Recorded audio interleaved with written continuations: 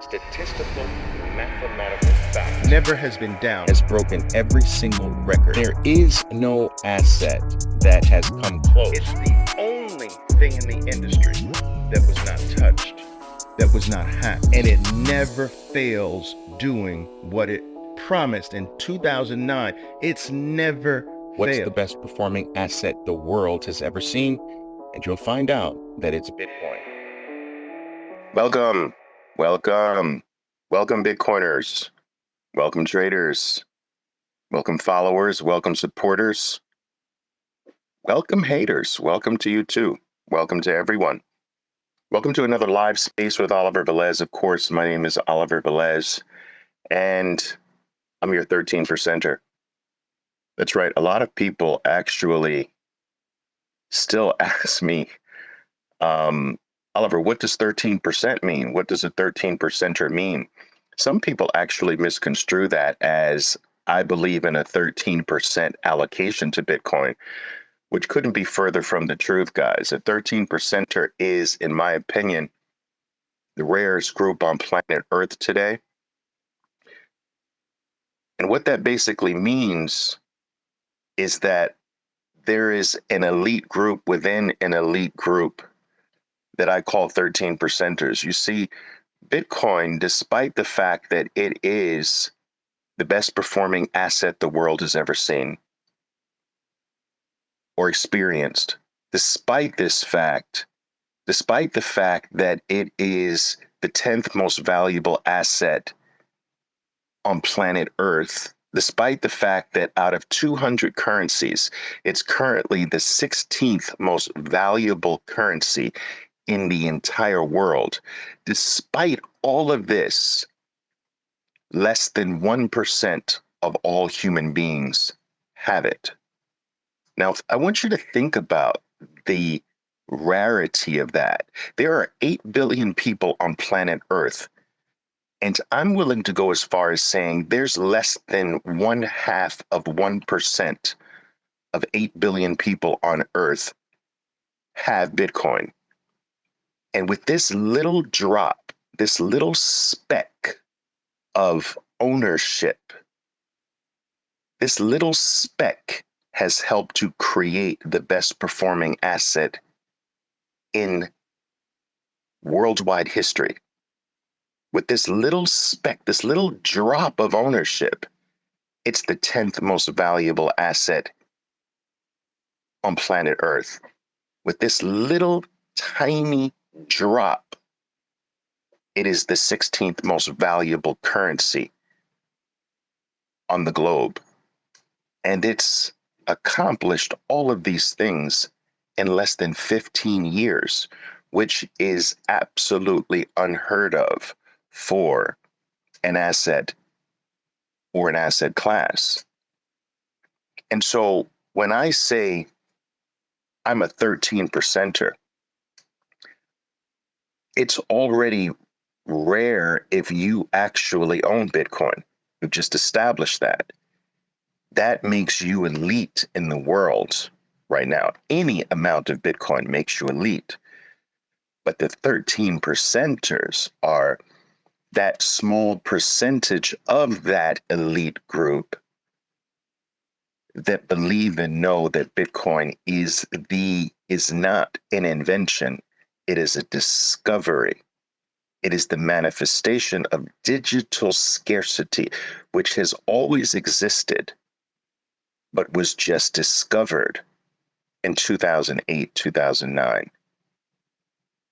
And that as a discovery, there can only be one. You see, you can't discover fire twice.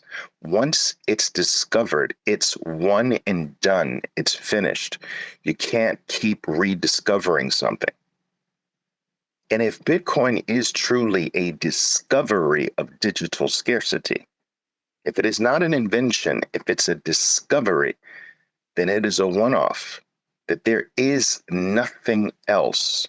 There is no Discovery 2.0 In the same fashion that there's no fire 2.0, there's no electricity 2.0, there's no internet 2.0, and there's no Bitcoin 2.0. So it has been said that 13% of all the people that own Bitcoin. Now, we've already established that the people that own Bitcoin, that's a small elite group in and of itself. Now there's a smaller, more elite group of those owners that believe that Bitcoin is the only thing that matters. No other coin, no other item. It is the ultimate discovery. And so that's what makes me a 13%er. And I've taken it upon myself to do my best to convince all of you to be 13%ers as well. All right, guys. So listen, I wanted to it's been about a week or so since I've had one of these talks, but I wanted to touch upon something that is very relevant today, and that is the institutional adoption of Bitcoin. And I specifically want to talk about the fact that the institutions are late to Bitcoin. That's right. The institutions coming into Bitcoin today, the BlackRocks of the world, right? Fidelity's been involved for quite some time, but the BlackRocks of the world, the Vanexx of the world, the State Streets of the world, these institutions coming into Bitcoin today, they are the late ones. And we, for the very first time, are the front runners. For the first time in financial history, we, the regular individual, we front ran the institutions. For the first time, we're the pre-IPO players. For the first time, we got or get first dibs. And for the first time, the big boys are last. For the first time, the institutions are late. For the first time, they're coming in on the tail end of something. Now, I need to be careful with my wording here because 15 years is not even really starting for an asset or an asset class. So when I say they're coming in to the game late, it is a relative lateness. And what I mean by that is we have never before been given the ability to get in on the ground floor of anything. That the elite class, the big money class, has always had that advantage over the masses, over the regular individual. I have been in the financial space for 43 years. All right. I have worked for and traded for some of the most respected trading organizations on earth. And I will tell you that the entire game is about being first. That I have lived through countless what's called initial public offerings, IPOs of brand new companies. I've participated in the pre-IPO rounds. These rounds are played, these pre-initial public offering rounds are played by big players, big money. And by the time a company goes public, think about the wording. By the time shares are made publicly available, the big money has played that for years. That going public is the way they dump on the public. They've already played the pre-IPO rounds. They played the A series round and the B series round and the C series round and the D series round. And then after they've all gotten their taste, some of which have already exited, the final step is to now make it available to every other individual out there. The final step is to dump on the masses. The final step is the IPO. But Bitcoin's IPO is in January. I want you to think about what I'm saying here, Bitcoiners, traders, followers, supporters. Listen, Bitcoin's IPO is January 2024. It's the equivalent of going public. And for the first time, it's the institutions that are late to the game. It's the institutions that are being dumped on. We front ran the institutions. We participated in the best performing asset the world has ever seen. We participated already in the 10th most valuable asset on planet Earth. We already own the 16th most valuable currency on planet Earth. And it's the institutions that have been on the outside looking in and now still waiting for their turn to participate, which actually becomes available to them. The IPO, the Bitcoin IPO, becomes available to the institutions this upcoming January, in just a few days, or sometime in the beginning of 2024, should the ETF applications be delayed. Sometime in the first quarter of 2024, Bitcoin has its institutional IPO, its initial public offering to the latecomers. We're the early ones. And this is so apropos for Bitcoin because Bitcoin is fair. Bitcoin is available to every single human being on Earth, yet it is not controlled by any human being on planet Earth. And so when I say late, do I mean that the institutions are late from a time perspective? No, not from a time perspective, because, guys, 15 years for an asset or an asset class is extraordinarily young. And so if you think about it, silver has been around and used as a form of money for 9,000 years. Gold's been around and has been used for 6,000 years. The bond market is over 600 years old.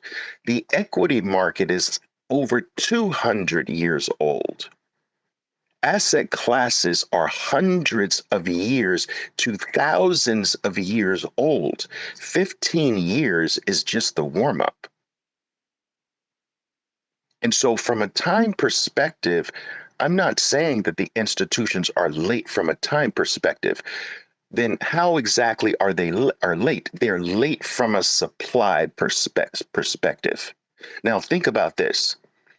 Most people listening to me talk this very moment, most people will understand that there will only ever be 21 million Bitcoin to ever exist. Actually, if you look at the image that I posted under this talk today, you'll see that the real number is actually slightly less than 21 million. But let's round it for the sake of simplicity. There will ever only be 21 million Bitcoin to ever exist. And the last Satoshi gets mined in the year 2140. Now, think about this. if you take a look at the image that I posted, you'll see that, let me pull it up myself here. What you will see, give me a second here. What you'll see is that out of the max supply of 21 million, 19 point, let's call it 19.6 million have already been mined. Think about this, people. That's 93.2% of all the Bitcoin that will ever exist. It's already owned. You see, a Bitcoin can't sit in limbo, right? It's not like it can sit on a shelf and not be owned by anyone. Once Bitcoin is issued, it is always owned by someone. You can't have an unowned Bitcoin. Do you understand this, right? It can't ever not be owned. So 19.58, let's round it, 19.6 million of the entire supply that will ever exist, 19.6 out of 21 million is already owned. And now the institutions are coming into this. Think about this. There's only 1.4 million Bitcoin left to be issued.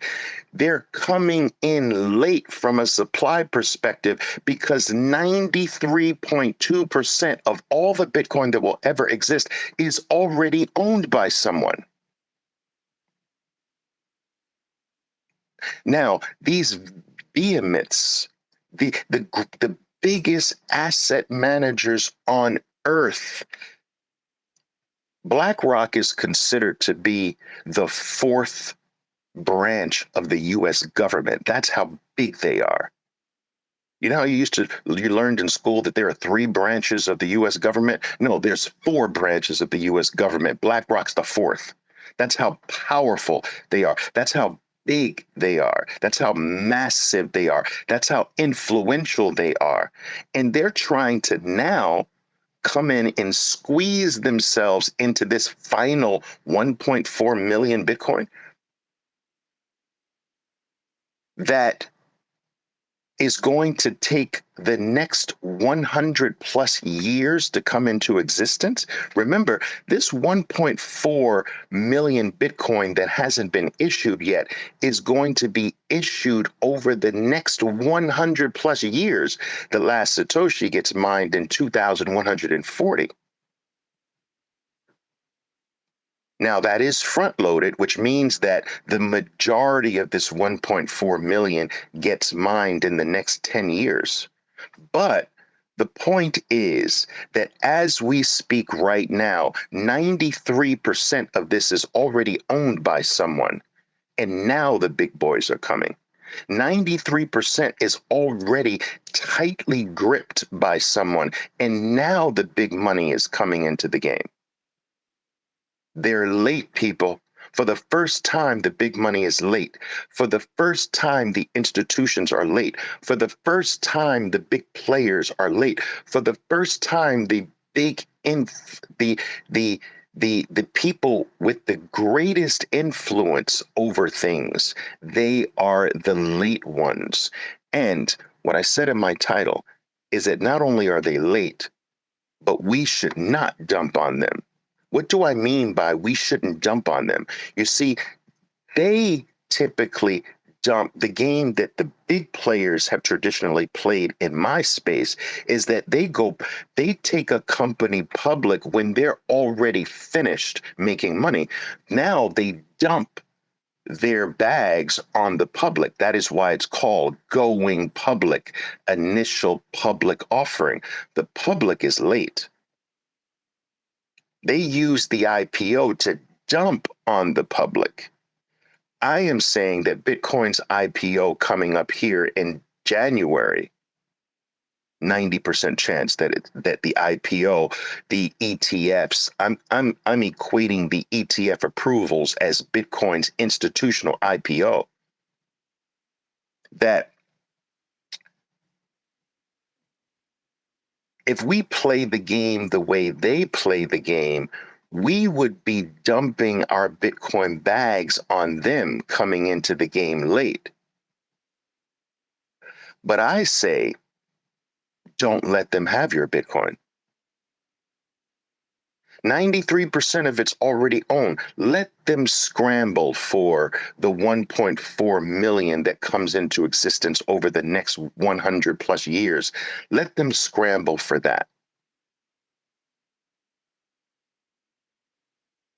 We should not be giving up our Bitcoin to these players. We should make them scramble for every single Satoshi.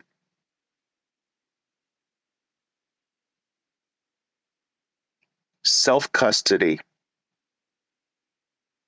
And no one here, I'm not going to allow it. No one here is allowed to participate in this Bitcoin ETF. No, the ETF is not for you.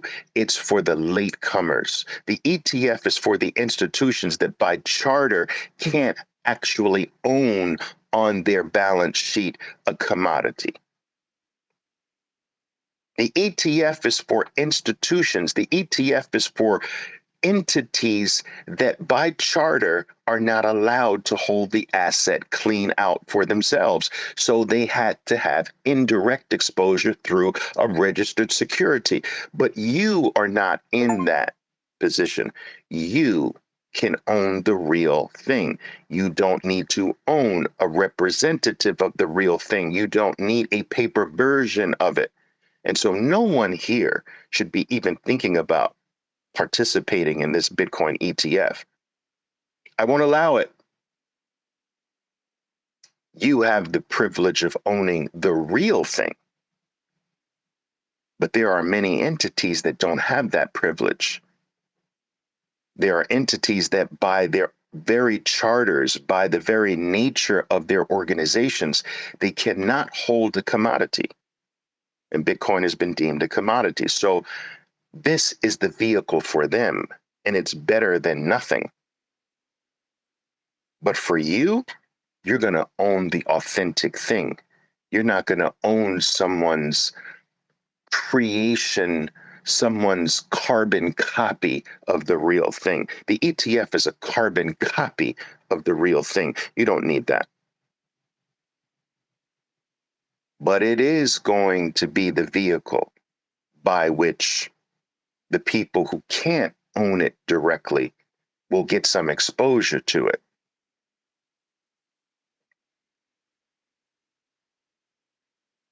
And so that's what I wanted to talk to you about, Bitcoiners today, that this is extraordinarily unique. What is about to happen is an IPO, make no mistake about it. That this is a transitional event that will change the nature of the market forever. It's almost as if Bitcoin was, for the first 15 years, just warming up for this IPO. And while I believe that the effect of the these ETFs being approved, well, I think the effect won't be as powerful initially as many people are expecting it to be. Over time, it's mega. I think that many people are thinking that it's almost like some magic wand that instantly takes Bitcoin to millions of dollars a share, millions of dollars a coin, but that's not the case. It's almost like these things start off like a locomotive that just gathers steam, more and more steam, as it gets used to rolling on these new rails. And when it catches its stride, it never, ever stops. These ETFs will never stop buying. Do you understand this? They never stop, ever. I want you to think about the enormity of this. An ETF's purpose is to never stop buying, ever. I want you to think about how powerful that is. And I want you to think about the fact that 93% is already owned. So where is it going to get it from? Where are these ETFs that are designed to buy perpetually forever? Where are they going to get it from? They're going to have to raise the price to get it. You see, there's very few people willing to let go of their Bitcoin at 44,000, 43,000. But at 80,000, there will be more people willing to let it go. But there will be many people that are not going to be willing to let it go at 80,000 either. And then at 150,000, you'll get a few other people that are willing to let it go, but still there are going to be people that will not let go, like me at 150, at 500,000, at 1 million, at 2 million.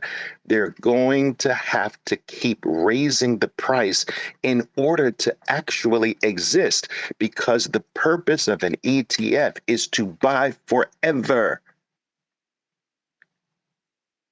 And this is why self-custody is so important. You make them scramble. You make them have to raise the price to shake some loose. They can't shake. It's not like gold where they can crank up more machines to dig a little deeper into the ground and get more gold. It's not like that. You can't shake the Bitcoin network for more. You can't say, well, let's just throw more miners at it and squeeze more Bitcoin out of it. No, this is the first asset that no matter how much money you throw at it, you can't get more. And this, I think, is lost even on people who consider themselves as gold bugs. If the last thing that you want to happen as a real gold bug is that you don't want the price of an ounce of gold to rise. You see, real, true gold people, if they're really true, they don't want a rising gold price.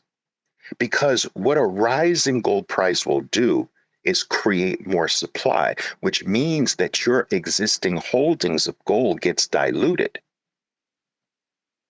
If gold went from $2,000 an ounce to $4,000 overnight, do you know how many mines that aren't even being mined now will fire up and start being mined?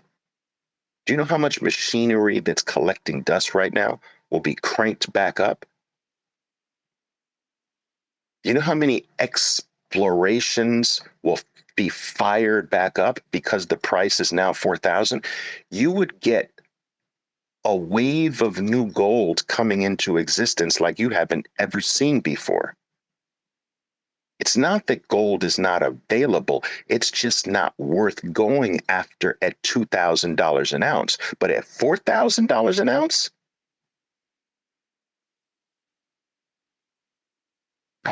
you can't do that with Bitcoin.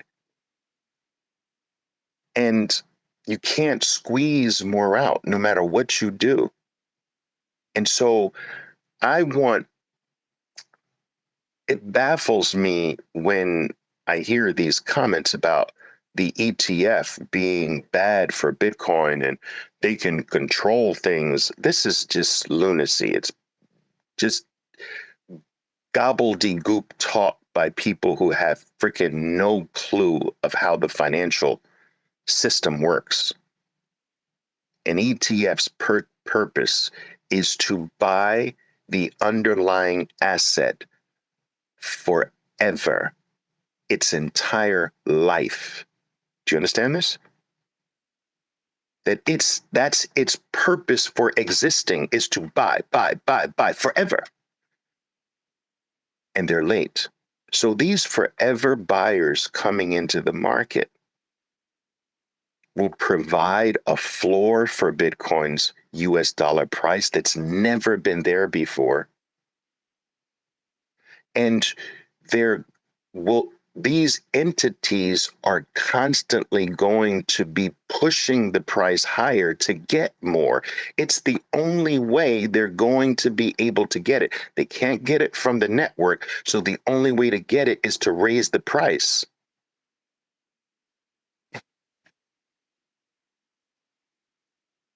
It's the only way they're going to be able to get their hands on Bitcoin perpetually, is to raise the price and raise the price and raise the price, because I'm not giving it up. I'm not giving it up.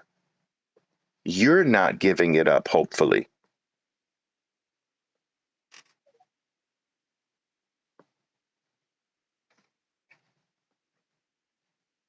All right. Say It Rabbits has a question here. I've had GBTC for years in an IRA. I plan to sell and buy Bitcoin. Yes. Yes, guys. Listen, no paper versions for you. Again, I'm the paper versions of Bitcoin. The ETF is a paper version of Bitcoin. Now, the ETF will have ownership of Bitcoin, but the people who buy into that ETF will only own the shares of the ETF. So it is indirect exposure, which for the most part means zero exposure, which means zero ownership. Exposure is not equivalent to ownership. I do hope everyone here on this call understands that. That you get paper exposure, but if you don't have the keys to your own Bitcoin, if you don't have those 12 to 24 mnemonic words, that is actually what your Bitcoin is. It's 12 to 24 words. People say, well, Oliver, what is my Bitcoin? Your word is your Bitcoin. That's what it is. And no one can take your word. 12 to 24 words. And if you don't have those words, you don't have Bitcoin. You have a paper representation of Bitcoin, but you don't have Bitcoin. And as the scarcest item on earth, why would you not want to actually have the real thing? So no one here should be thinking about participating in these paper versions. GBTC, Grayscale Trust, that's also a paper version of Bitcoin. That GBTC actually has the keys to the Bitcoin, which means that they own the Bitcoin. You own a paper representation of the Bitcoin. You should not want paper representation of this. You should want the real thing. Let these paper entities clamor for the very item that you own for the first time. We're in the position where they're clamoring. They have to think of the power of this, guys. These big giants, they have to beg Bitcoiners for their Bitcoin. Oh my God, think about that. BlackRock has to beg you for your Bitcoin. Where else is it going to come from? They can't get it from someone else. They have to go to a Bitcoiner to get it. They have to go to people who have it. They have to go to you. They have to beg you. And I'm telling you, if you let your Bitcoin go to them at 60,000, 80,000, 100,000, 200,000, 300,000, you're a fool. I'm sorry, you're a fool. Don't let them off that cheap. That's nothing for them. Do not let them off that cheap. Let them scramble for this. Let's not dump our bags on them. Let's keep our bags. Let them scramble. Let them have to bring this thing to $2, $3, $4, $5 million a coin. They're gonna have to do it because it's the only way they're gonna be able to shake some of it loose. Let them work. Let them scramble. Let them beg. Do you hear me, people?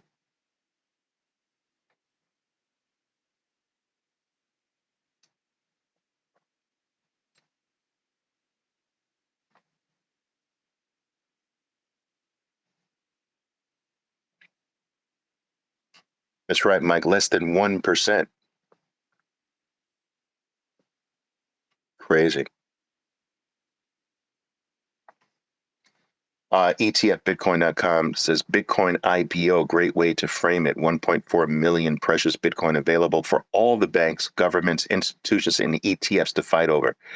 MicroStrategy alone has 189,150 Bitcoin. That's crazy. Some people actually, again, I addressed this today a little bit in one of my responses to someone, but because we're so entrenched in the old corrupt system, we still have this internal feeling that something must be wrong when someone gets too much of something. So there's this feeling that Michael Saylor and MicroStrategy, there's something not right about owning that much Bitcoin. It must be something wrong with that. That must be bad for Bitcoin, right? No, it's not. It's actually good for Bitcoin. All Michael Saylor and MicroStrategy is doing is making the scarcest asset on earth just that much more scarce, that much more valuable. And it really doesn't matter very much whether the Bitcoin is in the right hand of someone or the left hand of someone. That doesn't matter because you can't have an unowned Bitcoin. So it's going to be owned by someone. But there's this internal feeling that a lot of people have that it's just not right that he owns so much. But this is proof of work. It's not proof of stake. You can't have control over Bitcoin by virtue of how much you have.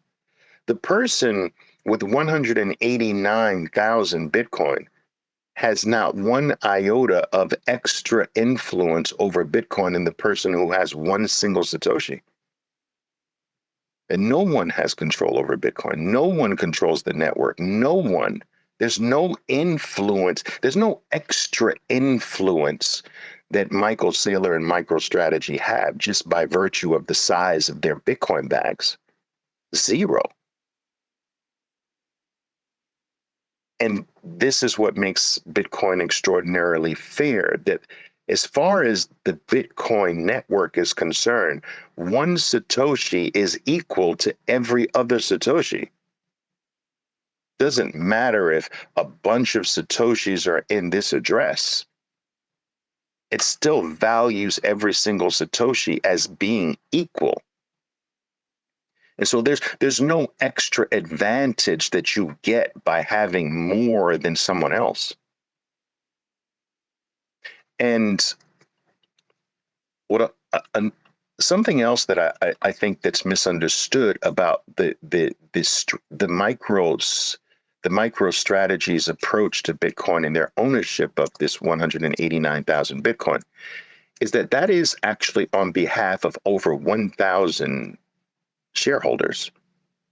So it's really, that Bitcoin is really technically owned by tens of thousands of individuals and entities. So let me explain to you how this works.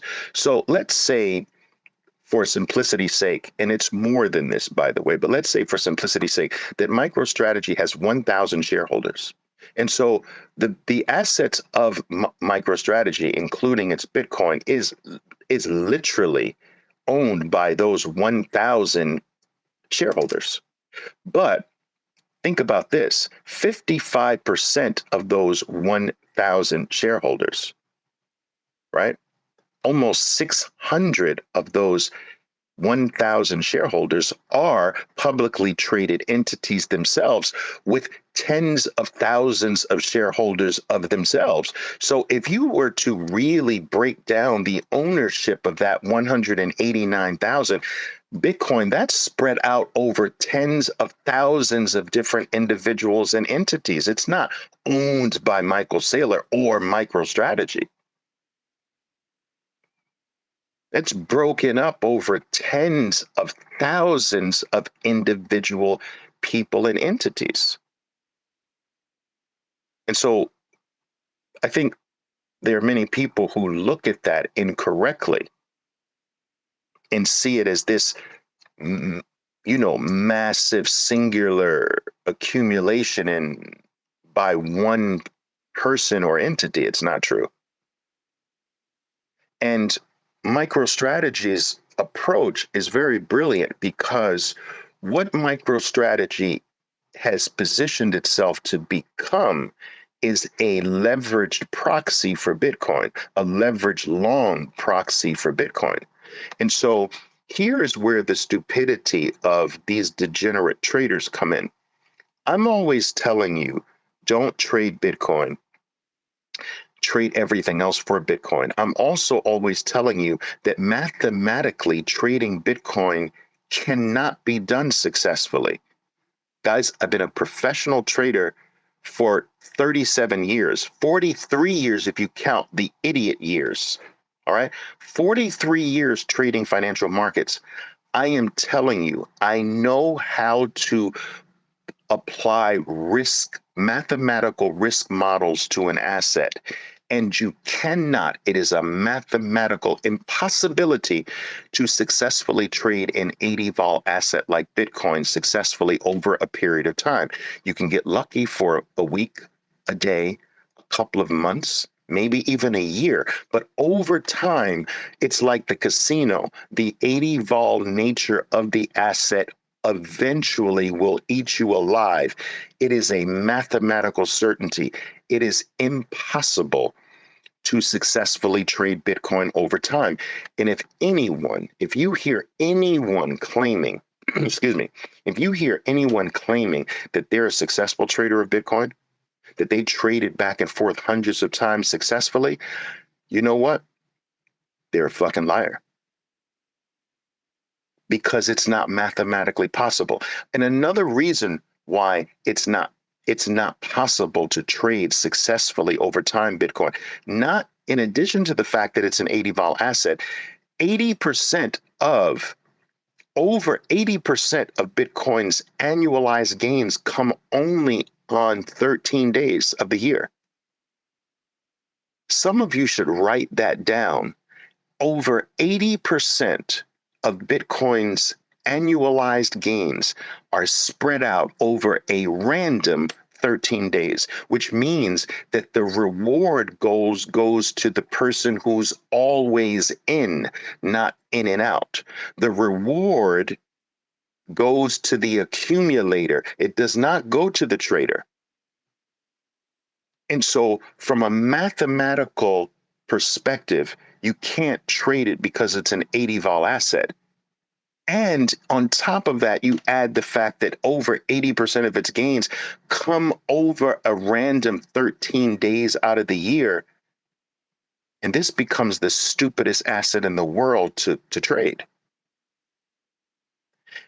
And I've gone off on this tangent for a reason. I'm going to bring it back home here now. If you want to add a trading element to Bitcoin, it is better to do it with MicroStrategy, not with the underlying asset itself. MicroStrategy is a far more superior item to trade than Bitcoin is. Bitcoin is what you accumulate. MicroStrategy is what you can trade. And because MicroStrategy is Bitcoin from a US dollar price perspective, MicroStrategy is Bitcoin on steroids. It's a leveraged version of Bitcoin. So it's like you're buying a 4 or 5 to 1 leverage position on Bitcoin when you buy into MicroStrategy, right? And so that leverage works both ways, by the way. So it on the down cycles, it is going to underperform by about 400 to 500%, and it's going to outperform about 400 to 500% on the upside. So you get that 4 to 5 leverage on both sides. It cuts both ways. But it's far better to trade MicroStrategy than it is to trade Bitcoin itself. And if I were a betting man, and I am, I would do options on MicroStrategy to even add more juice to that part of the game. And that's what a real professional would do. They would know that the risk model on trading the asset is very poor. So the reward only goes to the accumulator of the real asset. The accumulators win. That's why, what's the percentage now? Like, was 86% of all Bitcoiners are in profit right now? 86% of every single human being or entity that owns Bitcoin today is profitable. 86%. That's crazy. And it's still down decently off the highs. I mean, obviously, when it goes to new all-time highs, 100% is in profitable territory, right? But 86% of every single holder today is in profitable, which is despite the fact that it's significantly off its all-time highs, which proves to you that the reward goes to the holder. It goes to the accumulator. It does not go to the trader. So if you want to trade this thing, look to MicroStrategy. If you want to add more juice to this from a fiat perspective, use that vehicle. That vehicle is far more superior. All right. What else do I got here? Any questions here? Let's see.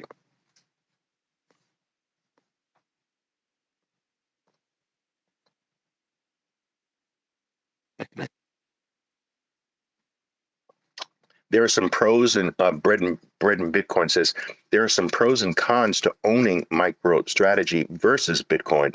I would not. I'd be very careful here. I'm just saying, if you consider yourselves one of these degenerate traders and you want to trade something, that MicroStrategy is a far more superior item to trade than Bitcoin itself. But don't get it twisted. It is not a replacement for owning Bitcoin. I am telling you that I believe with every fiber of my being that if you do not own the asset itself, that you will die very disappointed as a human being. I believe this.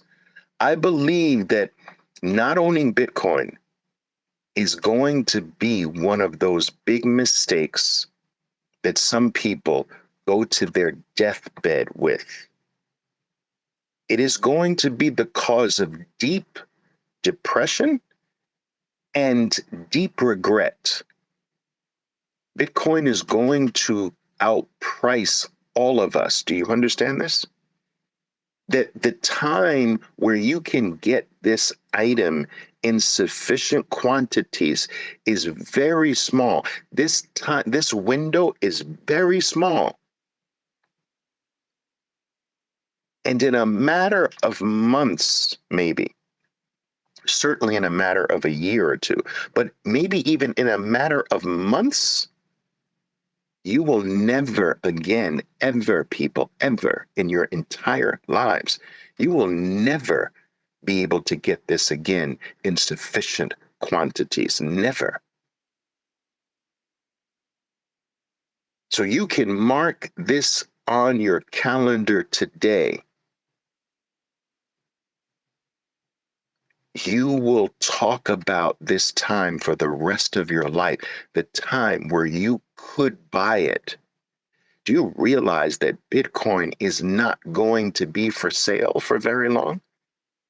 You don't see this?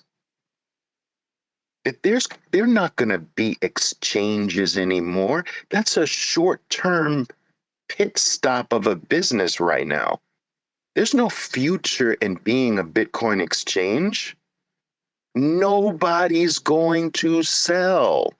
Who sells the most valuable asset in the world? Who sells that? What do you sell it for? The 15th most valuable asset in the world?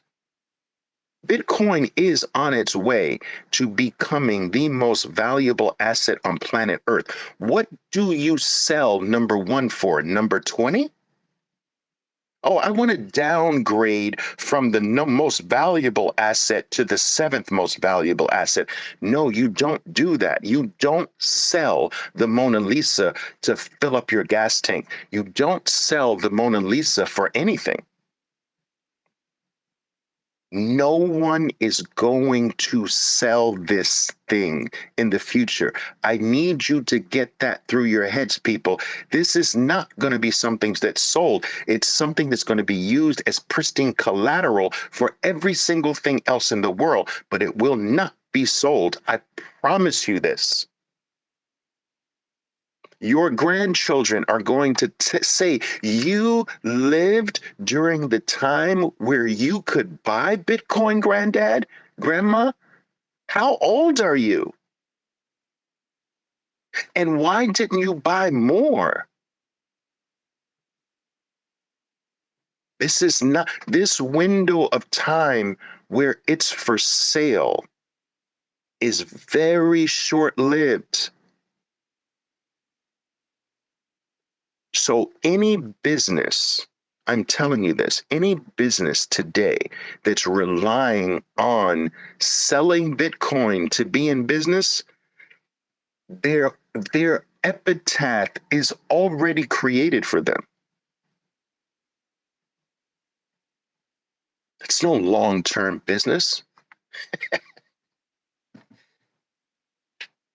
And the smart ones know this, and that's why they move into ancillary things like doing shows, and even shows, guys, are going to disappear. These Bitcoin conferences, really seriously, when's the last internet conference you've gone to? Oh, we're coming around to, in May 2024 there's the great internet conference coming up. Are you going, Johnny? Nobody has internet conferences today, but I remember I went to an internet conference right here. I'm in Manhattan right here. I see the building. I'm looking through I see the building I went to on 6th Avenue to an internet conference. You don't see any internet conferences today, do you? There's not going to be any Bitcoin conferences. It's going to seem silly in the future. It's not going to be any businesses that sell Bitcoin. Nobody's going to sell this. So when I say, to get back to my original point, do not mistake trading for dollars as a alternative to owning this. You need to own this, guys. You need to own this. Your family will never forgive you in the future. Do you understand? Because the world will ultimately realize this, and the Bitcoin blockchain is the ultimate arbiter of truth, right? Your record is going to be visible for the entire world, especially your family. Every activity of the blockchain is available and visible for the entire world. You're creating your record today with your Bitcoin purchases. Your family in the future will go back over your history to see how intelligent you were or how stupid you were. Granddad, where are your activities? You lived during this time, right? When it was available? Where's your history, Granddad? Is this why we're at the bottom of the world? Because you don't have a Bitcoin history? You think I'm joking?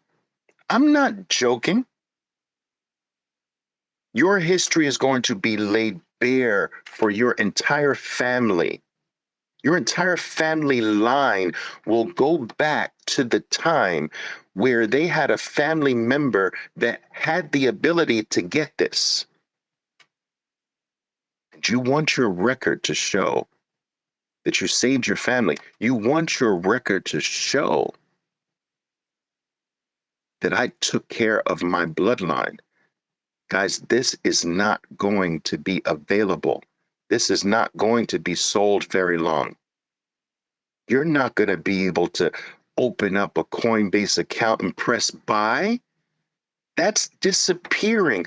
I already showed you the number. Look at that image again. Look at it again. There's 21 million that finally gets issued by the year 2140.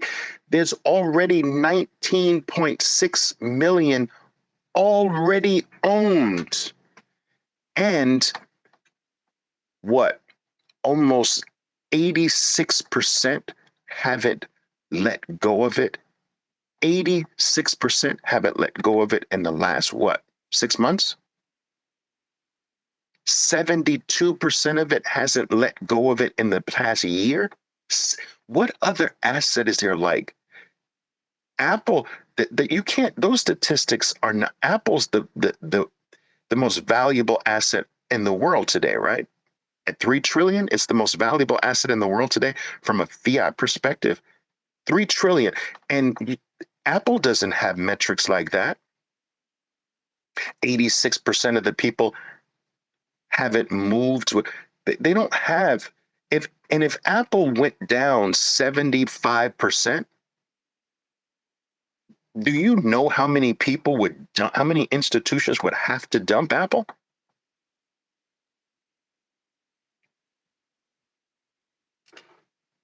This asset is unique in this way that over time, the number of people that grow to understand that you don't ever sell this, you don't ever let it go, gets bigger and bigger and bigger.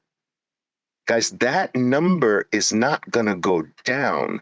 The number of people that don't sell this, that hold on for dear life, that number of people is not going to diminish. It's only going to increase. These numbers that you hear, 86% haven't moved in 6 months, 72% haven't moved their Bitcoin in a year. These numbers are going to get higher all the way to 100%. Now, people say, well, Oliver, if no one actually ever sells it and everyone holds it, then what's its use going to be as the most pristine collateral on planet Earth? That's how it's going to be used. It's going to be used as the base layer of value. There are going to be things on top of your value. You're going to have Bitcoin as the base layer of your value, and there are going to be other things you can do because you have that base layer of value. You will never let go of the base layer of value because the base layer of value is what gives you the ability to get anything else in the world that you want. You don't ever get rid of the base. You play around with the things that are built on top of the base, but you don't ever get rid of the base. This has been the game that your real estate moguls have played for centuries. They build things on top of their land and bring them back down and rebuild this and let's build this thing taller and let's build this wider, let's bring it back down and let's redo it. But the base land, the base layer of value, they never do anything with. They hold on to that for dear life. They might lease the property for 100 years, but they don't give up ownership of it. They might allow you to build a skyscraper on it, but they don't give up ownership of the base layer of value. Bitcoin is going to be like your ultimate real estate. There are going to be things built on top of it, but you don't ever get rid of your base layer value. So your job today is to accumulate as much of this base layer of value as you can before it disappears. And it is disappearing. You see the numbers. I didn't make this up. I didn't make 19.63 up or 19.56 or whatever the number is. I didn't make that number up. That's already in the hands of people. It's going away, guys. And if the vast majority of the world can't get one full Bitcoin at $43,000, how fewer will be able to get it at 100,000, get one at 100,000, and then 1 million, and then 5 million, and then 10 million. And if you think Bitcoin's not going there, you just haven't been paying attention. It can't not go there. That's how crazy that is. It can't not go there because it's the only way to get Bitcoin is to take it higher. Think about this. I'm going to leave you with this thought. The only way, because this is not going to be for sale for very long, the only way to make it for sale is to raise the price. Some of you are thinking, if Bitcoin gets to 5 million, I'll let some go. And I know some of you will. That's the only way it's going to be made available is to keep taking it higher. And when no one else at 5 million is willing to let it go, when you've reached the last person willing to let go of Bitcoin at 5 million, guess how it becomes available again? 6 million. And when no one else is willing to let go of it at 6 million, guess how you get it again? 7 million. The only way in the future to get Bitcoin is to raise the price. And this will go up in value for that reason forever. Listen to me. My mother used to say, Oliver, there are two things you should never say. You should never say never. And you should never say forever, Oliver. Well, Mom, I'm sorry. I gotta say it. Forever. The value of Bitcoin will rise forever. Never, I'm sorry, Mom, again, never in your lifetime will it go down in value. Never in the lifetime of your children, never in the lifetime of your grandchildren. This is an asset that will go up in value forever. Well, hasn't gold gone up for 6,000 years? I mean, gold is at or near its all-time high, no? It has been used as a form of money for 6,000 years. So gold's been going up for 6,000 years, right? And you're telling me Bitcoin, far more superior than gold, can't go up for 6,000 years? It's going up forever.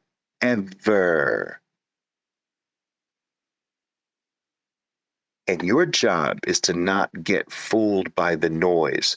The noise in between its birthdays. You know what Bitcoin's birthday is?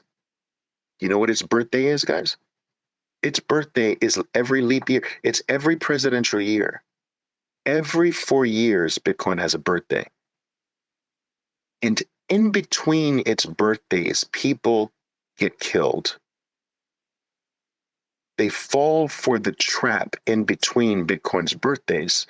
They get distracted by the noise between Bitcoin's birthdays. But when you connect the birthdays, it's a straight line up. I'm going to repeat that so you get it. If you just connect Bitcoin's birthdays every 4 years, put a dot on its birthday, and connect the dots, those dots will go up for the rest of your life, for the lives of your children, their children, for the lives of children not yet born. This will do the same thing that gold did, but better. This will not only go up for 6,000 years, like gold's been going up for 6,000 years, it is going to do it more meteorically because it's superior, it's more scarce, and it's more available. Meaning that every human being can gain access to it. And it will make the world a better place. Why? Because you can't steal it. You can't steal Bitcoin. If done properly, you can't steal it. So the only way to get it is to deliver value. It's going to make everyone have to become valuable. And what does that do for humanity? It raises humanity. It raises productivity. It raises ingenuity. It raises the human race. If you can't take it and the only way to get it is to deliver value to your fellow man, you're going to have to find a Bitcoiner and give that Bitcoiner something of extraordinary value to get Bitcoin. You're going to have to go to a Bitcoiner and please a Bitcoiner. You're going to have to go to a Bitcoiner and give something of tremendous value, because that's the only way the Bitcoiner is going to let go of something that's going to pay him forever. It better be good. It better be damn good. And so in this fashion, you become elite because the world has to come to you to get it. And they have to come to you correctly. They have to come to you with extraordinary value. They have to offer you things that are extraordinarily special, because it's the only way. They're going to have to please you. Be a 13%er. Be a 13%er, guys. All right, guys, I love you all. I hope everyone has enjoyed their holidays. Hope you spend time with family, friends, loved ones. I wish you all the best. I'm always telling you that every time I'm offered the opportunity to speak to a single individual on a mic, on a podium, a stage, or what have you, I do my very best. I try to deliver something of value, something that I think will make you think, make you ponder, and potentially something that will be valuable to you for the rest of your life. I hope I've done that here today. If I haven't, I promise you, every single time, I'm going to get better and better and better. That's my promise. All right, guys, you know what to do. Get to work. My name is Oliver Velez, and I am your 13%er Bitcoiner. Be safe out there, and until next time. Boom!